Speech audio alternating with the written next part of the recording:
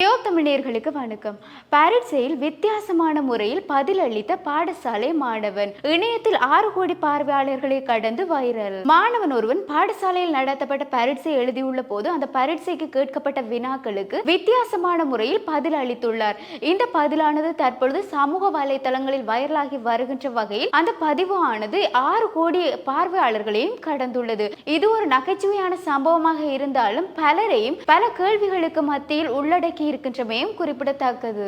அதாவது ஒரு மாணவன் பாடசாலையில் நடந்த பரீட்சையில் கேட்கப்பட்ட வினாக்களுக்கு தனக்கு தெரிந்த 5 பெண்களின் பெயர்களை அதில் எழுதியுள்ளார். அந்த மாணவன் உயிரியல் பாடத்தினை தெரிவு செய்து அதில் தன்னுடைய படிப்பை மேற்கொண்டு வந்திருந்த வகையில் அவருக்கு நடத்தப்பட்ட உயிரியல் பரீட்சையிலே இதயத்தை வரைந்து இதயத்தின் பகுதிகளை பெயரிட்டு அதனுடைய குணாதிசயங்களையும் எழுதுமாறு வினா எழுப்பப்பட்டிருந்தது. இதயத்தின் உள் பாகங்களான ஏற்றியம் மற்றும் வென்ட்ரிக்கிள்கள் போன்றவற்றுக்கு பதிலாக தனக்கு தெரிந்த 5 பெண்களின் பெயரை எழுதியுள்ளார். அதாவது அந்த வினாவுக்கு பதிலளிக்கும் விதமாக பிரியா, நமிதா, பூஜா, ரூபா மற்றும் கரிதா என்ற பெயர்களையும் எழுதியுள்ளார். அதாவது அந்த வினாத்தாளை பார்க்கும் பொழுது தெரிகின்றது இதயம் கீறப்பட்டிருக்கின்றது. அந்த இதயத்தில் அம்புக்குறிகளை போட்டவாறே அதில் 5 பெண்களுடைய பெயர்களையும் அப்படியே எழுதி வந்திருக்கின்றார். அதன் பின்னதாக அடுத்த வினாவுக்கு பதிலளிக்கும் விதமாக அதனுடைய குணாதிசயங்கள் கேட்கப்பட்டிருக்கின்றது. அப்ப அந்த மாணவன் என்ன செய்கின்றான் என்று பார்த்தால், அதாவது தனக்கு தெரிந்த அந்த பெண்களுடைய பெயர்களை குறிப்பிட்டு அவர்களுடைய குணாதிசயங்கள் பற்றியும் எழுதியிருக்கின்றார். இதன் போது பிரியா என்ற பெயரை குறிப்பிட்டு அவருடன் தான்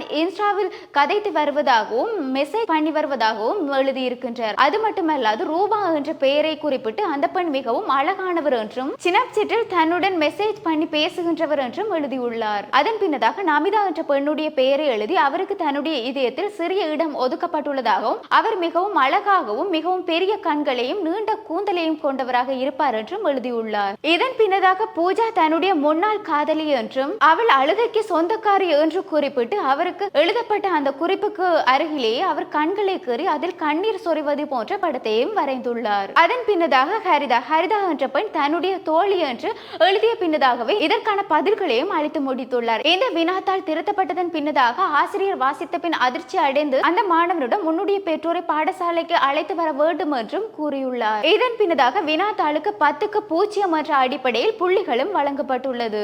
இந்த வினாத்தாளானது தற்பொழுது இன்ஸ்டாவில் பதிவிடப்பட்டு 6.43 கோடி பார்வையாளர்களை கடந்துள்ள நிலையில் பல பார்வையாளர்கள் என்ன இந்த மாணவன் இவ்வாறான ஒரு செயற்பாட்டை செய்திருக்கின்றார் என்று பலர் வியப்பில் இருந்தாலும் பலர் இது ஒரு நகைச்சுவையான காட்சியாகவும் மாற்றி வருகின்றார்கள்.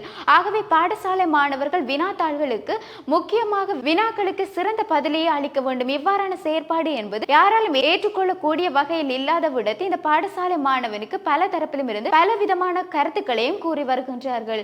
எனவே பாடசாலையில் கல்வி கற்கின்ற மாணவர்கள் தங்களுடைய எதிர்காலத்தை எண்ணி செயற்பட வேண்டுமே தவிர இவ்வாறான செயற்பாடுகளில் ஈடுபடுகின்றமே என்பது அவர்களுக்கு பின்னால் வருகின்ற பாடசாலை மாணவர்களும் இவ்வாறான ஒரு செயற்பாடு செய்யலாமா என்ற கேள்விக்கு உள்ளடக்கி செல்கின்றமே என்பது பலருடைய வாழ்க்கையையும் கேள்விக்குறியாக்குகின்றது.